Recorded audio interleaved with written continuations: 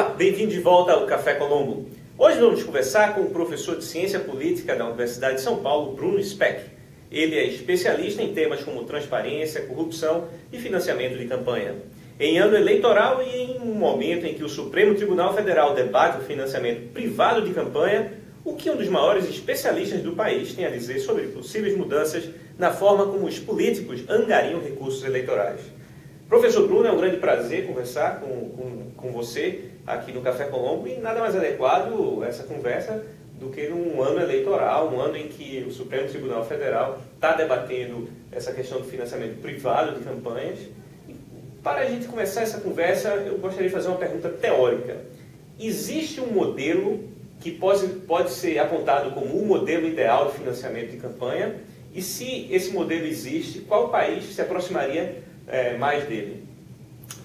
Muito obrigado, Renato, pelo convite e para ter essa oportunidade de falar aqui no Café Colombo. Eu creio que não existe um modelo ideal, existe muito idealismo em relação ao debate sobre financiamento de campanha, né? O sonho seria ter um financiamento que viesse das pessoas físicas, dos cidadãos engajados, e que esse financiamento não ultrapassasse limites, assim, não envolvesse valores, não envolvesse valores muito altos. Então, idealmente, isso que é chamado na literatura de grassroots funding, de financiamento de pequenos valores pelos cidadãos, ele seria, digamos, o financiamento que menos traria problemas para a democracia. Ao contrário, ele é visto como um sinal positivo do enraizamento dos partidos, do fato que os partidos têm apoio na população. Infelizmente, esse modelo ideal não, em nenhum país, em nenhuma democracia moderna, essa fonte de financiamento providencia recursos suficientes para tocar partidos, quer dizer, os gastos de partidos durante anos não eleitorais, e para cobrir os custos de uma campanha. Então, a partir daí, nós entramos numa área problemática. Da onde poderia vir o dinheiro se ele não pode vir, se essas fontes tradicionais não são suficientes? E aí nós entramos primeiro no financiamento de outras fontes, de empresas, que sempre é visto como complicado. Não? Aí o ideal democrático pergunta o que uma empresa tem a ver com o processo eleitoral, por que uma empresa deveria influenciar o processo eleitoral, e entramos também na questão de valores mais altos.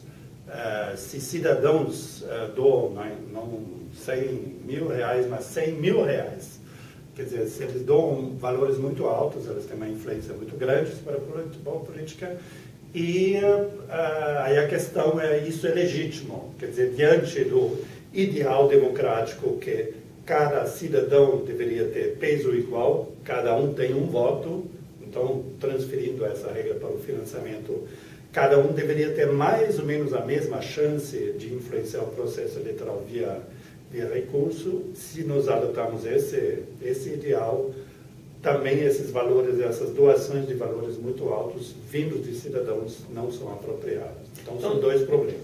Então temos aí uma questão normativa, que é como gostaríamos de ver o financiamento de campanha sendo feito, e também existe a questão empírica. E você é um cientista social que trabalha exaustivamente com dados e que tem vários estudos sobre essa questão empírica. Você, em outras oportunidades, já se pronunciou contra o financiamento totalmente público de campanha. A sua posição é normativa ou empírica sobre essa questão? Ela é normativa porque eu creio que eu creio que o financiamento privado não é totalmente negativo. Eu acho que ele tem esse aspecto de mostrar que os partidos têm apoio na sociedade.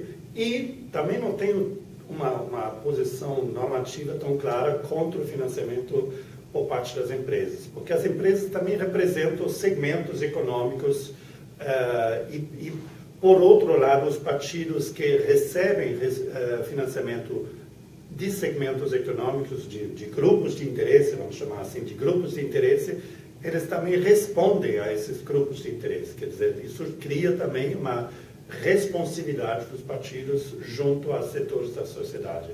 Então, acho que não tem só esses aspectos negativos do financiamento privado. Por outro lado, também creio que o financiamento público não é exatamente uma solução fácil de adotar, porque a partir do momento que você aloca recursos públicos, você precisa de um critério de justiça. Sempre a partir do primeiro centavo que você aloca, você precisa dizer por que um recebe e o outro não recebe. E esse critério de justiça não é muito fácil de definir, porque nós poderíamos dizer que todos os candidatos têm o mesmo direito de ter acesso aos recursos públicos. Ou nós podemos dizer que aqueles candidatos e partidos que têm algum histórico e comprovaram que eles são importantes e representam setores ou representam segmentos do eleitorado significativos, eles deveriam ter mais acesso aos recursos. Ou nós poderíamos ainda inventar outras fórmulas que, na verdade, e aí a história começa a ficar interessante, que devolvem ao cidadão alguma influência sobre a alocação dos recursos públicos. Então, em termos concretos, tem países que dividem ou distribuem os recursos públicos igualmente entre todos os candidatos. Mas isso só funciona se antes existe um sistema partidário que consegue pré-selecionar alguns candidatos. Eu não posso para ficar com eleições presidenciais, eu não posso financiar 20 candidatos a presidente, mas eu posso financiar 2.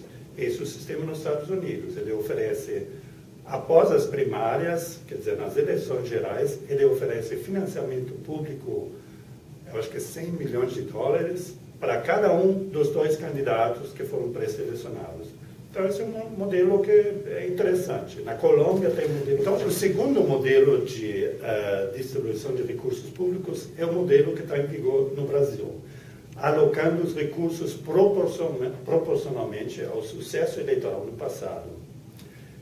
Esse modelo é bom se ele não é um modelo exclusivo, no meu entender, porque se ele é razoável, dá mais recurso e mais, no caso brasileiro, mais espaço no horário eleitoral gratuito aos partidos consolidados, conhecidos, e menos aos partidos menores.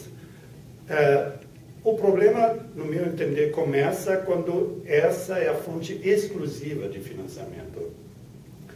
Porque se eu sistematicamente financio mais aquele que teve mais sucesso no passado, eu congelo o sistema partidário ou eu crio, digamos, uma reprodução da mesma proporção de votos para a próxima eleição. Ou seja, você enviesa o sistema já para beneficiar o incumbente. Exatamente. Eu fortaleço ele e se um partido se torna mais forte ou dominante, é quase irreversível esse sistema. Então, nesse momento, talvez isso funcione, mas se há uma dinâmica, digamos, de crescimento de um partido, ou de um grupo de partidos, ou do grupo de partidos que estão no governo, esses terão mais chance também de ganhar a próxima eleição. Então, dito de outra forma, eu vejo um problema de falta de mercado político quando todos os recursos são exclusivamente distribuídos baseados no sucesso no passado. Ou seja, para deixar bem claro para o nosso ouvinte em casa, que um dos riscos do financiamento exclusivamente público alocado de acordo com a representação na eleição passada é de que os partidos que foram bem-sucedidos na eleição passada tenham uma vantagem de forma tal que, mesmo que eles deixem de ser muito bem representados ou refletir a vontade da população, eles acabam tendo uma vantagem muito forte em cima de outros partidos que seriam os entrantes. Exatamente. E há soluções, digamos, para alocar o financiamento público, os recursos públicos de forma alternativa. Infelizmente, a discussão no Brasil se tornou muito polarizada em torno das, aparentemente, só duas opções. Uma seria introduzir o financiamento público exclusivo, outra seria deixar como está, né? E eu acho que tem alternativas, quer dizer, tem, por exemplo, em relação à alocação dos recursos públicos, tem a alternativa de devolver parte da decisão sobre quem recebe o fundo partidário, devolver isso ao cidadão. Uma forma seria um sistema que está em vigor nas eleições primárias aqui nos Estados Unidos, o sistema de matching funds, né? Um sistema de fundos complementares, poderíamos traduzir. Esse sistema funciona da seguinte forma: o cidadão que doa R$100, ou um candidato que recebe R$100 de doação de um doador privado, receberá outros R$100 do fundo partidário. Com isso, eu crio, digamos, um mercado, né? Eu dou um incentivo para o partido buscar pequenas doações, porque tipicamente esses fundos complementares, esse sistema de matching funds, é vinculado a um teto máximo. O Estado só cofinancia pequenas doações. Então, um pouco isso é, digamos, a volta àquele sistema do qual eu falei no início, a volta ao sistema do grassroots funding, de pequenas doações.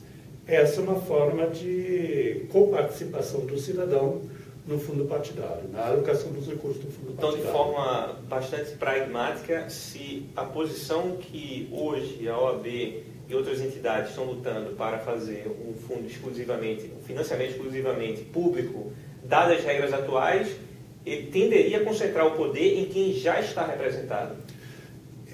A ação direta de inconstitucionalidade, na verdade, não aponta soluções, ela aponta o problema e a ação é movida contra o financiamento privado. Isso também é, digamos, a decisão do judiciário vai ter um impacto enorme sobre se ela sair no sentido que os primeiros votos indicam, né? Só para lembrar, em novembro e dezembro, o Supremo Tribunal Federal começou a votação, tem 11 ministros, 4 votaram a favor da proibição do financiamento privado. Tá? E eles não indicam, digamos, qual seria a solução. Então, uma decisão do judiciário pode se dar o luxo de, digamos, navegar nesses mares idealistas, de dizer, olha, o financiamento privado não é bom. O político e o legislativo estão navegando em outros mares, né? Eles precisam não só apontar problemas, mas precisam achar soluções. Então é muito fácil o Supremo dizer financiamento privado por empresas contra a Constituição, né? Mas é mais difícil para o Parlamento depois achar uma solução, o Congresso depois achar uma solução que providencie recursos suficientes para ter campanhas competitivas. Porque vamos imaginar uma outra situação. Vamos imaginar que o financiamento privado por empresas fosse proibido e que não houvesse outros recursos. O que aconteceria? A consequência não é que todos os candidatos tivessem a mesma chance, porque todos tivessem poucos recursos. Quem sairá com vantagem é o incumbente, quer dizer, aquele que já está no poder, porque sabemos que ele precisa de menos recursos, né? As análises que fizemos sobre comparando aquele que está no poder com o desafiante, o novo candidato, mostram claramente que o desafiante precisa dos recursos e o que está no poder precisa, porque ele já está na mídia, ele já é conhecido, ele tem outros meios tem outras vantagens, exatamente, consegue ganhar eleições, de comunicar-se com o eleitor. Então, nós vamos ter uma desvantagem para o desafiador, né? Então, tem consequência. Não ter dinheiro na política tem consequência, torna o processo eleitoral menos competitivo e os desafiadores vão ter mais trabalho primeiro, para levar ao cidadão a informação que alguém está concorrendo além do deputado que já está no mandato, né? Então, isso tem consequências. Não ter dinheiro na política não é uma solução. Torna o processo eleitoral menos competitivo.